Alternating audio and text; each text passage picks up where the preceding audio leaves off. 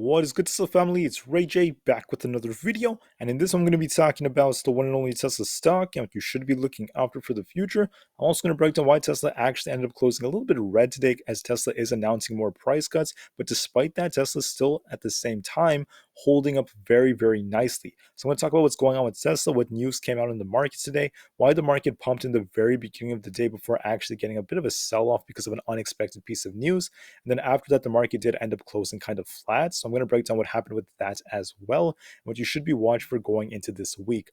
But before I break anything down about Tesla, before I get into any more details, I do have to mention a couple of things before starting. Firstly, I'm not a financial planner. Make sure you take none of this as financial advice whatsoever. And also, if you guys can, please smash the like button if you want to see more videos like this. It not only benefits me, it benefits the entire Tesla community as a whole. And the last things, if you guys can, please check out the Webull link down below in the description. If you sign up for Webull, the link down below, and deposit any amount of money into the account, whether it's $1 or $100, it's up to you. You're guaranteed up to 12 free stocks, each worth up to $3,000. And the best part is, any could be a free Tesla share. It's a limited time offer. The offer ends in just 3 days. Check it out before they run out. With that out of the way, let's get on with the video. So anyways, Tesla had a pretty okay day today. I actually predicted in my video from yesterday that Tesla would likely try to get closer to about 190, but that would depend on the bank earnings. I also told you guys that it's very likely that the market makers had this planned out and the bank earnings would likely be pretty decent and the market would try to pump off of that.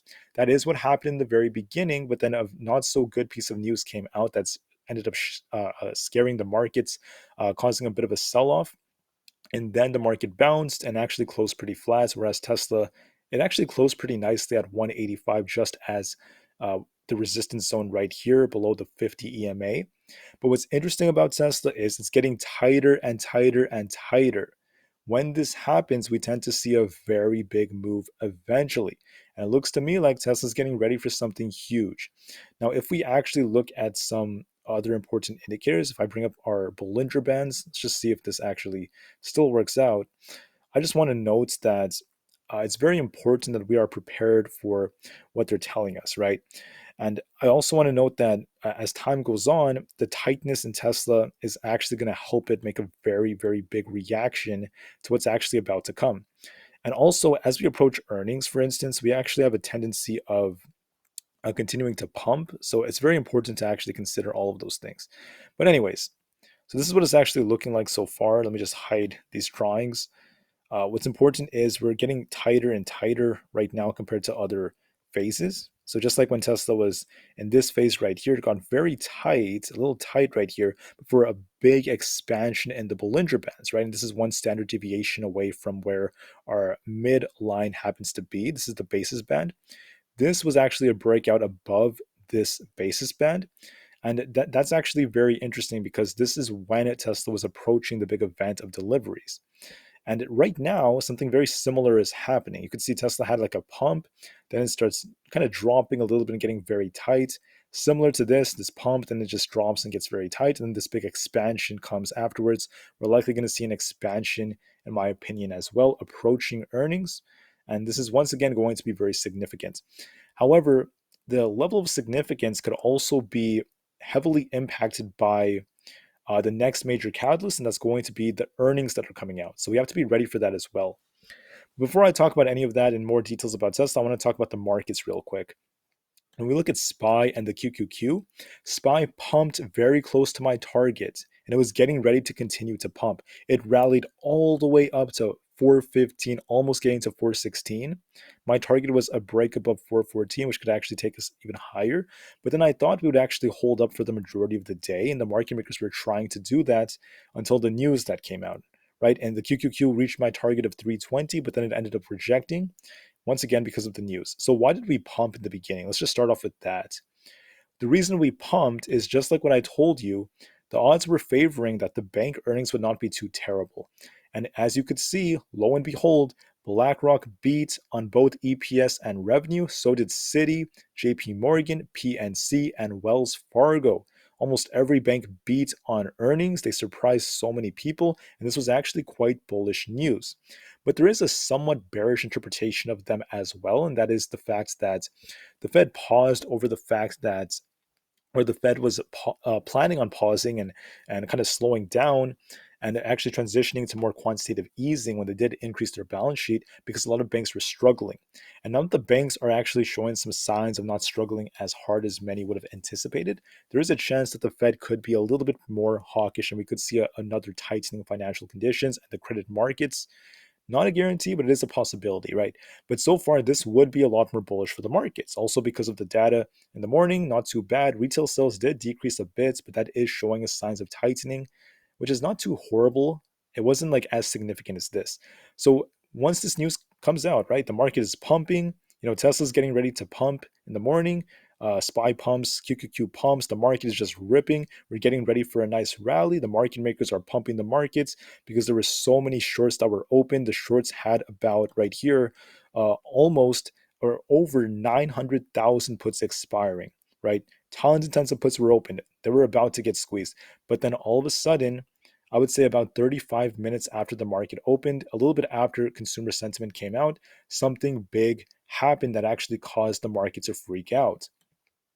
And what happened was Michigan came out with a report from their survey, and their 1 year inflationary expectations have risen to 4.6% from 3.6%. How could you actually raise them during a time like this? This is because they're anticipating higher inflation as the months go on. This means that going into the summer, there is actually a big red flag for the markets. We are expecting inflation to go up through different surveys and other studies that were conducted by other Fed officials and other resources like that.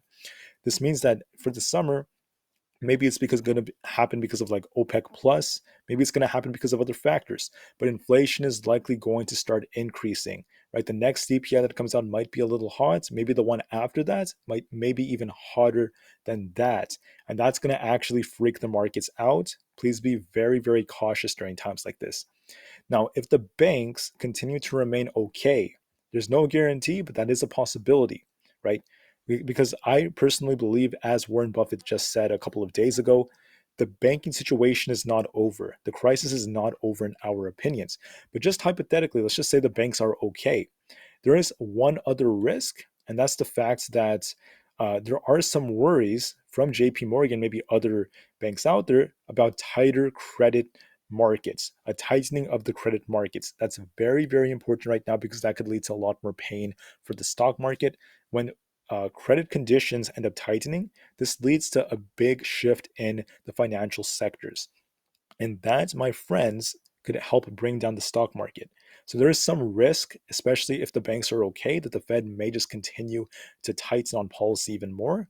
But for now, right, this was in the very beginning, this was helping the market pump. Market makers would have benefited if the market held up better. We did hold up above max pain, so the market makers were fine.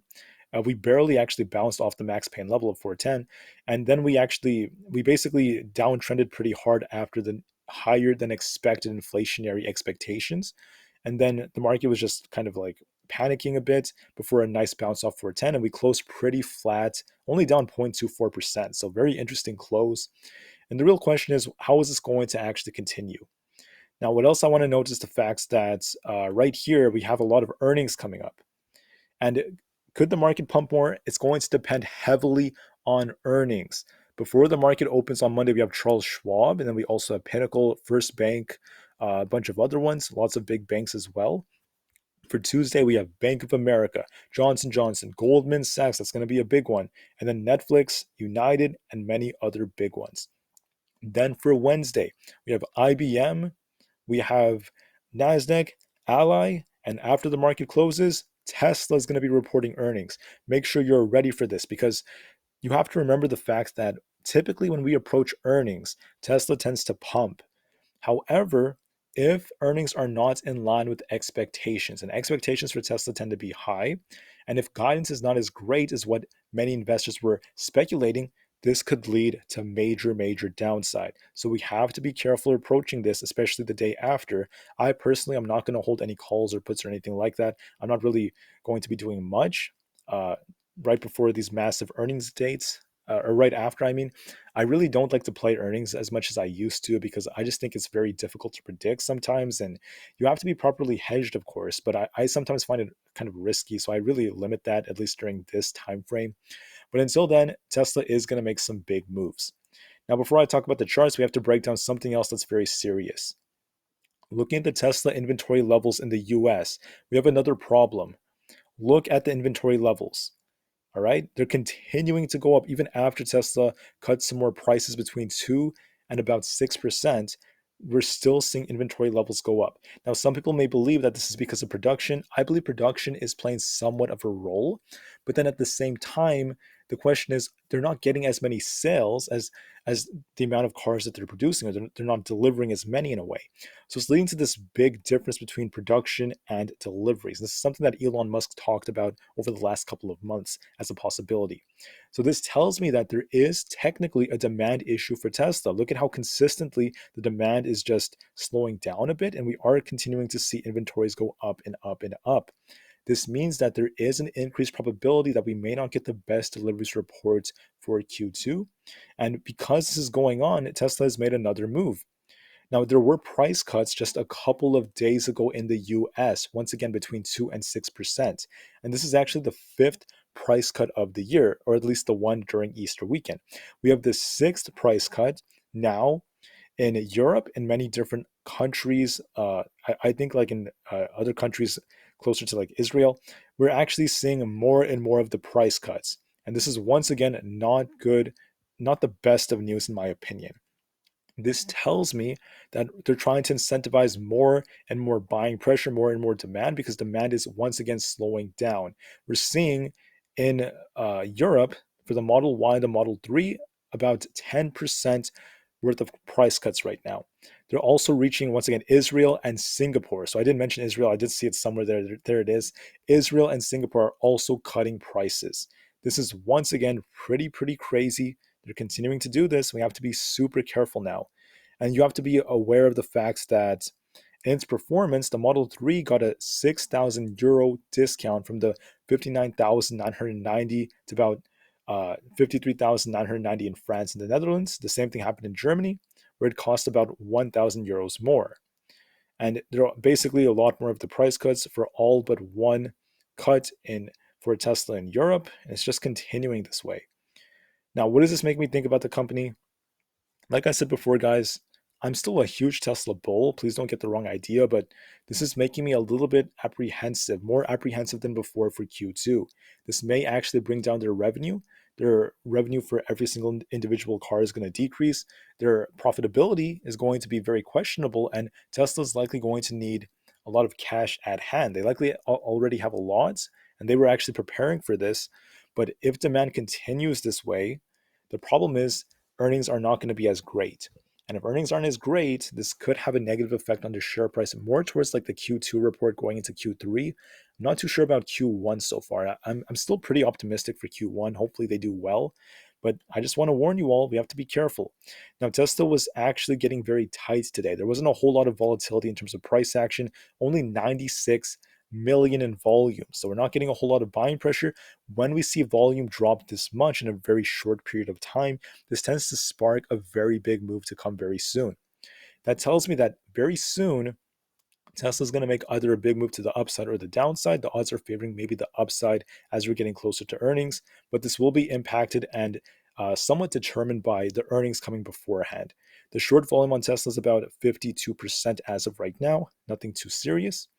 And in addition to that, looking at the price price ratio, it's actually still sitting right where it bounced before, which tells me there's a good chance going into next week, Tesla might outperform the market. Because if it bounces here, right, this means Tesla would outperform once again. So if SPY is like flat, or if SPY is up 1%, or even the QQQ is flat or up like 1%, Tesla could be up 2, 3, 5, 7% on specific days as we approach earnings. Once again, pretty good sign for now.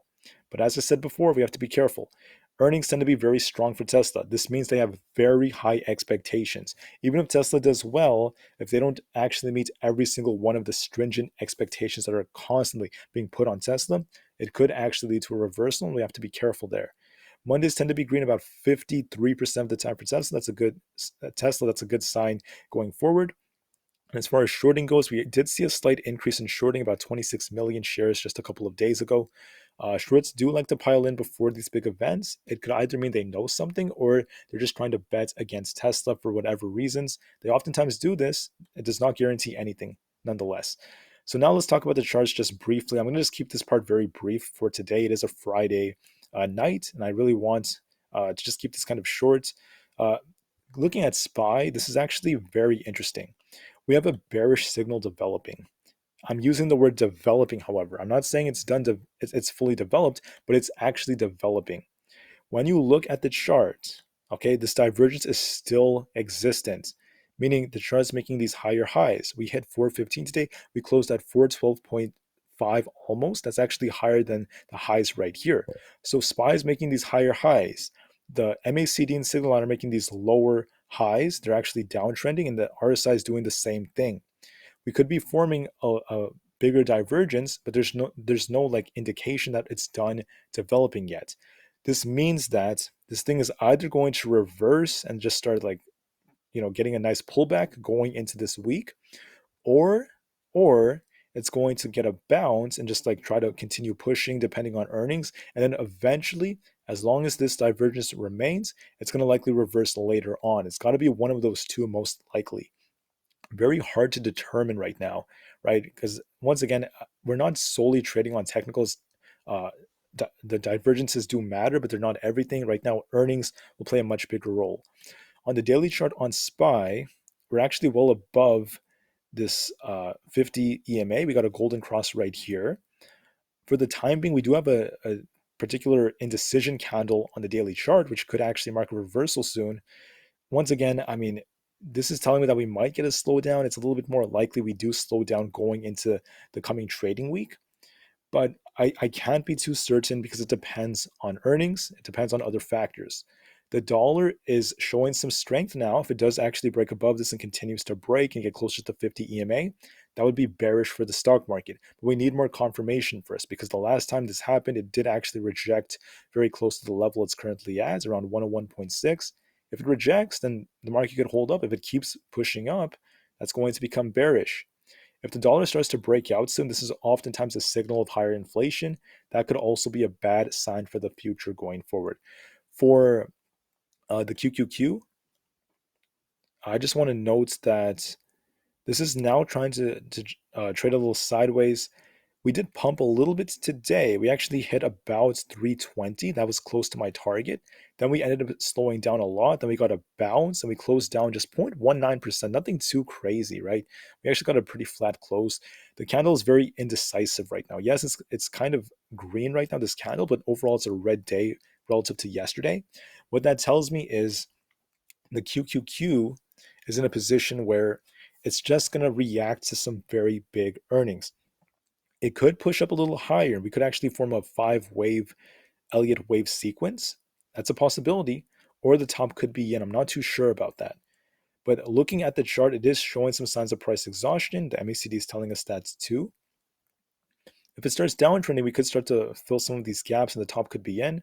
If the top is not in yet, it could go a little higher to about the 324.5 area. It is still a possibility, but I don't see way too much more upside left. I think this thing is getting ready to conclude. And going into the next few weeks, I am anticipating some downside, especially likely because of big tech earnings. I'm not too optimistic about Apple's earnings. They may not be the best, and that could actually negatively affect SPY and QQQ. The last thing I'm going to talk about would be just Apple and the VIX before I talk about Tesla one more time. Apple also is kind of indecisive. You could argue there's a possible like double top here. There's not really a divergence right now. I would just be very patient with this and see how earnings go first. Approaching its earnings, this thing might hold up, but then earnings is in just a couple of weeks, we might see this come down. Now, what else is kind of suspicious? I don't know if I still have this, but looking at the charts for the options chain on SPY, right here next week, we have 3.3 million puts expiring with 401 being max pain. Honestly, guys, it's going to be a fight next week because, yes, currently we are right now, that is going to actually benefit the market makers, but the shorts are going to be angry and they're going to try to fight. They're going to try to get a lot of these puts in the money next week. So it's going to be a big fight. We'll just have to wait and see how earnings goes and who comes out on top. I could give you guys more specific details as the days go on when we see more data, but for now, please be prepared for anything. The odds are favoring downside a little bit more because of how many puts there are and how relentless the bears might try to be to try to actually make some money off of them. They're not going to go easy. They're not going to lose easily. It's going to be a big fight. Now, finally, for Tesla, let's talk about Tesla before I end this video. Tesla, in my opinion, like I said, it's getting very tight. It's going to make a big move definitely very soon. What I am seeing is it's a little indecisive for now, but I do believe the odds favor upside. This will depend on Charles Schwab's earnings that's coming up very soon. Then we also have Tesla's earnings. The odds favor this thing trying to break up and above 190 very, very soon. Tesla has been showing some strength. It is actually making higher lows so far. And overall, I'm liking the structure that is developing right now. It did close kind of flat, which is actually pretty good because we were hit with more price cuts. And when the price cuts come, right, this tends to be very bearish for Tesla. We tend to see this thing sink down. It didn't sink down too badly. It got a nice bounce. So this is, in my opinion, looking a little bit more bullish from a technical standpoint. Yes, earnings will matter, but I do believe the odds favor more upside very soon. So anyways, I want to thank you all so much for listening. I will go into a lot more details on Sunday, and also for tomorrow, I will talk about something else. The reason for that is because I want to note that very soon, more pieces of news could come out, and Tesla has been announcing a lot of these price cuts. If another one comes, once again, it's not going to be good news.